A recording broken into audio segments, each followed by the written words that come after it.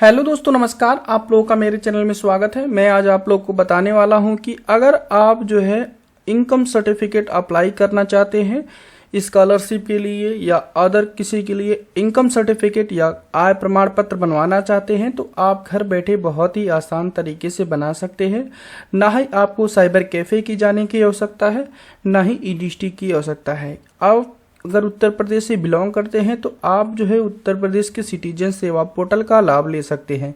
यहाँ पर देख सकते हैं सिटीजन सेवा पोर्टल या इस साथ ही up.gov.in, इसका डायरेक्टली लिंक दे देंगे जिसे इस पेज पे आ जाएंगे। यहाँ पर आने के बाद आप अगर पहली बार आए हैं तो आपको यहाँ पर एक छोटा सा आईडी क्रिएट करना होगा। आप अपने लिए या अपनी फैमिली के लिए जिसके लिए भी बनवाना चाहते हैं आईडी क्रिएट करना पड़ेगा। तो यहाँ पर क्रिएट करने के लिए आपको यहाँ पे न्यू उपयोगकर्ता पंजीकरण पे क्लिक करना है और फिर उसके बाद आईडी बना लेना है। आईडी नहीं बनाना था, चैनल विजिट करके आप यहाँ पर देख सकते हैं आईडी कैसे बनाई जाती है।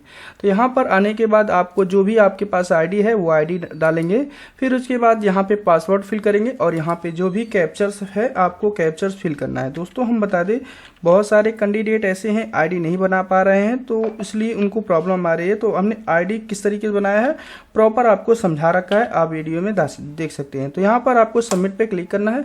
जैसे ही आप सबमिट पे दोस्तों क्लिक करते हो आपको यहाँ पे लॉगिन पेज ओपन हो जाता है। यहाँ पर लगता है मेरा कैप्चर्स गलत हो गया था तो अभी नहीं खुला, तो हम अगेन आपको यहाँ पे कैप्चर फिल करके सबमिट पे क्लिक करेंगे। जैसे ही सबमिट पे क्लिक करते हैं इस तरीके का डैशबोर्ड मिल जाता है। अब आपको बात करते हैं कि आय प्रमाण पत्र कैसे बनाया जाता है। तो आपको यहाँ पे आय प्रमाण पत्र पे आपको क्लिक करना है।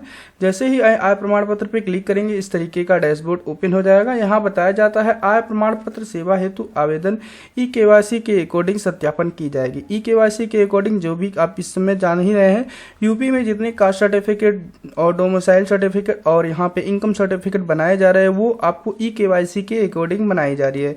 आधार कार्ड से जो भी नंबर लिंक है वो आपके पास अवेलेबल होना चाहिए। आधार नंबर डालेंगे और यहाँ पे जो भी कैप्चर है कैप्चर फिल करेंगे और टर्म एंड कंडीशन को एक्सेप्ट करेंगे और सबमिट पे क्लिक करेंगे। जो भी आधार कार्ड से मोबाइल नंबर लिंक होगा उस पर ओटीपी आएगा, ओटीपी डाल करके दर्ज करेंगे। देख सकते हैं इस तरीके का डैशबोर्ड ओपन हो जाएगा। अब आपको क्या करना है, ग्रामीण है या नगरीय है आपको अपने अकॉर्डिंग यहाँ पे सेलेक्ट कर लेना पड़ेगा। ग्रामीण अगर सेलेक्ट करते हैं तो यहाँ पर आपका जो विलेज का ऑप्शन होता है दोस्तों आपको गांव का नाम सेलेक्ट करना होता है। अगर आप नगरीय सेलेक्ट करते हैं विलेज एंड पोस्ट आप मेंशन कर सकते हैं अलग से टाइप करके। तो कभी कभी होता है विलेज एंड टाउन आपका गलत दिया होता है तो ऐसी दिक्कत होती है, इसलिए आप नगरीय पे सिलेक्ट करेंगे। जैसे ही नगरीय पे सिलेक्ट करेंगे फिर उसके बाद आपका नाम शो होगा, यहाँ पे आपका इंग्लिश में नाम शो होगा। फिर उसके बाद पिता या पति या संरक्षक जो भी है आप यहाँ पे सेलेक्ट करेंगे और उसका नाम लिखेंगे। चलिए हम नाम लिख देते हैं। फिर उसके बाद आपको यहाँ पे माता का नाम यहाँ पे मेंशन करना है, जो भी आपका माता जी का नाम होगा। फिर माता का नाम इंग्लिश में भी टाइप कर सकते हैं दोस्तों, हिंदी में भी, आपको अपने अकॉर्डिंग जो भी सुविधा लगे आप मेंशन कर सकते हैं। दोस्तों हम बता दें क्या होता था, पहले क्या होता था इंग्लिश हिंदी में ही टाइप करना होता था, लेकिन इस समय क्या होता है अब दोस्तों आप इंग्लिश में भी टाइप कर सकते हैं, कोई दिक्कत नहीं है। अब आपको बात करते हैं वर्तमान पता। वर्तमान पता में आपका अगर मकान नंबर आधार कार्ड पे दे रखा है या आपको मालूम है मेंशन कर सकते हैं, कोई दिक्कत नहीं है। अब आपको मोहल्ला या पोस्ट आपको लिखना है, इसमें आप विलेज एंड पोस्ट एक साथ आप मेंशन कर सकते हैं। फिर उसके बाद जनपद आपका ऑटोमेटिक सिलेक्टेड होता है, तहसील जो भी है आप यहाँ पे मेंशन कर सकते हैं। फिर उसके बाद यहाँ पे जो भी मोबाइल नंबर है आप मोबाइल नंबर फिल करेंगे। उसके बाद आपका अस्थायी पता वर्तमान पता दोनों सेम है तो टिक मार्क करेंगे तो ऑटोमेटिकली डाटा इसका फैच हो जाएगा। फिर उसके बाद आपको यहाँ पे पूछा जा रहा है कम से कम एक व्यवसाय होने जरूरी है, तो आपको यहाँ पे व्यवसाय आपको मेंशन करना है जो भी आपका है। यहाँ पे फार्मर है तो फार्मर आपको मेंशन कर देना। चलिए हम फार्मर मेंशन कर देते हैं। फिर उसके बाद आपको यहाँ पे पूछा जा रहा है परिवार के सदस्यों की संख्या। परिवार में जितने भी सदस्य हैं आप जितने भी अगर एक मेंशन करेंगे तो ऐसी स्थिति में एक का विवरण देना पड़ेगा। अगर आप 10 विवरण, आपके परिवार में 10 विवरण हैं तो 10 लोगों का नाम टाइप करना पड़ेगा। तो चलिए हम यहाँ पे एक टाइप कर लेते हैं और ओके पे क्लिक करते हैं। जैसे ही ओके पे हम क्लिक करेंगे तो ऑटोमेटिकली आपका यहाँ पे एक परिवार का आपको नाम देना पड़ेगा, उसका व्यवसाय देना पड़ेगा और उनकी इनकम देना पड़ेगा। अगर आप यहाँ पे 5 सेलेक्ट कर लेते हैं तो सदस्यों को पूछा जा रखा है तो जाहिर सी बात है कि पूरी फैमिली का पूछा जा रहा है, तो अब अलग अलग मेंशन करना चाहते हैं तो कर सकते हैं। तो दोस्तों हम एक ही मेंशन करेंगे। फिर उसके बाद यहाँ पे अगर इनकी इनकम है तो इनकी इनकम लिखेंगे, या जो पिताजी की इनकम है तो पिताजी की इनकम लिखेंगे। चलिए हम पिताजी की इनकम लिखते हैं और यहाँ पे पिताजी का नाम मेंशन कर लेंगे। फिर उसके बाद जो भी आपका व्यवसाय है पिताजी का, आपको पिताजी का व्यवसाय यहाँ पे लिखना पड़ेगा। फिर उसके बाद अगर जो भी इनकम आपकी है आपको अपने अकॉर्डिंग यहाँ पर आप मेंशन कर दीजिएगा। फिर उसके बाद यहाँ पर आपको अपने अकॉर्डिंग यहाँ पर इसमें एक टाइप कर लीजिएगा। यहाँ पर एक जरूर टाइप कर लीजिएगा, नहीं तो आप फॉर्म नहीं फिल पाएंगे। यहाँ पर भी एक टाइप कर लेंगे, फिर इसके बाद इन सभी चीज़ों को आप छोड़ दीजिएगा, आपको फिल करने की ज़रूरत नहीं है। अगर आपको मालूम है तो आप फिल कर सकते हैं, नहीं तो कोई दिक्कत नहीं है। इन दोनों में एक फिल कर दीजिएगा, स्क्रॉल डाउन करेंगे, फिर उसके बाद यहाँ पे आपका राशन कार्ड नंबर से होगा और यहाँ पर आपको प्रमाण पत्र बनवाने का कारण आपसे पूछा जा रहा है। आप अपने अकॉर्डिंग यहाँ पर प्रमाण पत्र बनवाने का कारण आप चूज कर सकते हैं। चलिए हम यहाँ पे चूज कर लेते हैं, अन्य पे चूज कर लेते हैं, या छात्रवृत्ति जो भी है आप अपने अकॉर्डिंग यहाँ पर जे चूज कर लेंगे। तो फिर उसके बाद यहाँ पर आपको चूज करना है अपने अकॉर्डिंग, यहाँ पर बताया गया फोटो चूज करना है और उसके बाद आपको जो भी है आप डिटेल आप अगर आप फोटो सेलेक्ट करते हैं अपने अकॉर्डिंग, अगर आप इस पर टिक कर देंगे तो ऑटोमेटिकली जो भी आधार कार्ड में फोटो लगा हुआ है ऑटोमेटिकली अपलोड हो जाएगा। आपको फोटो अपलोड करने की आवश्यकता नहीं पड़ेगी। अगर आप फोटो अपलोड करना चाहते हैं तो यहाँ बताया गया जो फोटो अपलोड होगा 50 KB के अंदर जेपीजी फॉर्मेट में अपलोड होगा और यहाँ पे जो भी डॉक्यूमेंट अपलोड होंगे यहाँ बताया गया 100 KB के अंदर आपको अपलोड करना होगा। तो यहाँ पर बताया गया है कि जो अनिवार्य डॉक्यूमेंट है फोटो और घोषणा पत्र बहुत ही जरूरी है, आपको कंपलसरी फिल करना है। तो चलिए हम फोटो जो भी आधार कार्ड में लगा हुआ है उसको सिलेक्ट कर लेते हैं। ऑटोमेटिकली आपका आधार कार्ड में जो फोटो लगा हुआ है सिलेक्ट होकर चला आएगा। फिर उसके बाद यहाँ पे स्व प्रमाण पत्र घोषणा पत्र को बता दें क्या करना पड़ेगा। आपको आधार कार्ड की फोटो कॉपी करा लीजिए, उस पर आप साइन कर लीजिए, उसी को आप अपलोड कर लीजिए।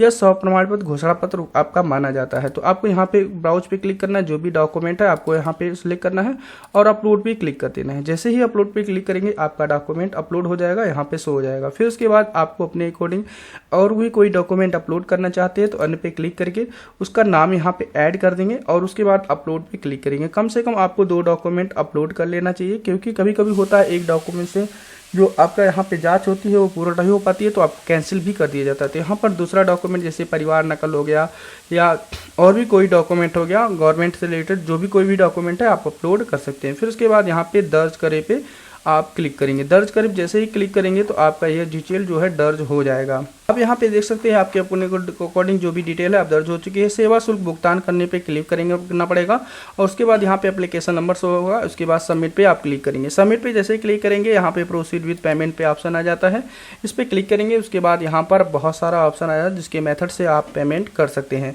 यहाँ पर दोस्तों हम बता दें कि एक का आपका 15 रुपये का पेमेंट करेगा और यहाँ पर आपको 15 रुपये का पेमेंट कर लेना है। तो यहाँ पे नेट बैंकिंग यहाँ पे डेबिट कार्ड QR कोड आप UPI आप जो भी मेथड सेलेक्ट करना चाहते हैं क्लिक कर सकते हैं। फिर उसके बाद यहाँ पे भीम UPI पे हम क्लिक करते हैं और यहाँ पे मैक पेमेंट पे क्लिक करते हैं, जिससे कि हमारा यहाँ पे 15 रुपये का पेमेंट काटा जाएगा और यहाँ पे हम आसानी से पेमेंट कर लेंगे। चलिए हम अपना पेमेंट कर लेते हैं। पेमेंट करने के बाद आपको यह चेक करना है कि आवेदन जो आपने किया है उसका पेमेंट हुआ है कि नहीं। आवेदन सूची पर आपको क्लिक करना है। अगर आपका पेमेंट सक्सेसफुली हो जाएगा तो यहाँ पर आपको ऑप्शन मिल जाता है कि जो भी आपने प्रमाण पत्र अलाइन किया है वो आपका फॉरवर्ड कर दिया गया है कंसर्न ऑफिसर के पास। अगर जो भी पेमेंट नहीं हुआ तो आपको क्या करना है, इसको कॉपी कर लेना है और सेवा शुल्क भुगतान पे क्लिक करना है। फिर अगेन उसी तरीके से आपको पेमेंट कर लेना है। सबमिट पे आपको क्लिक करेंगे, इसके बाद आपको यहाँ पे अपने अकॉर्डिंग अगेन आपको पेमेंट कर लेना है। अगर जब पेमेंट हो जाएगा इस तरीके से तो आपको यहाँ पे आवेदन सूची पे देख लेना है कि आपकी जो भी पेमेंट है वो कंसर्न ऑफिसर के पास चली गई है। तो आप ये समझ सकते हैं कि अब आपकी जाँच की प्रक्रिया चालू हो चुकी है।